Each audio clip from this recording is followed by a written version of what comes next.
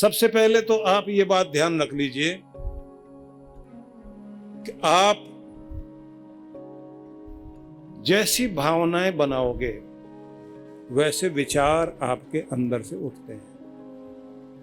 भावनाएं क्रोध की हो सकती हैं, घृणा की हो सकती हैं, प्रेम की हो सकती हैं, प्रसन्नता की हो सकती हैं, त्याग की हो सकती हैं, करुणा की हो सकती हैं, या फिर स्वार्थ की हो सकती है। स्वार्थ की भावना स्वार्थ के विचार देगी, लोभ की भावना लोभ के विचार देगी, दया की भावना दया के विचार देगी।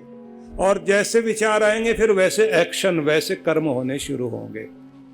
तो भावनाएं ठीक हों, भाव और भावना, विचार और भावना, ये दो चीजें हैं। एक दिल का काम कर, दिल पर के कारण उत्पन्न होती हैं, दूसरी दिमाग के कारण उत्पन्न होती हैं।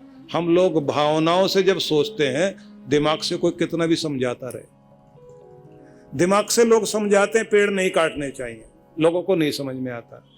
लेकिन भावना से समझा दिया गया पीपल की रक्षा करो, तुलसी की रक्षा करो, तो लोग आज तक पीपल को हाथ नहीं लगाते, क्योंकि भावनाओं में चीज आ गई। जो दिमाग वाले समझा रहे हैं वहां कुछ नहीं हो रहा है। भावना में चीज आ गई तो एक धागा जो बहन बांधती है हाथ में, वो राखी का धागा कीमती बन जाता है, क्योंकि उसमें भावना जुड़ी हुई है।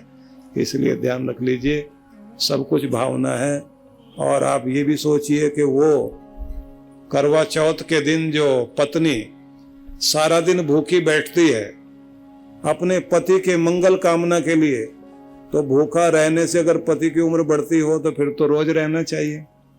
भूखे रहने से फर्क पड़ता है? फिर किससे फर्क पड़ता है? वो जो भूखे रहते हुए भावना पैदा होती है,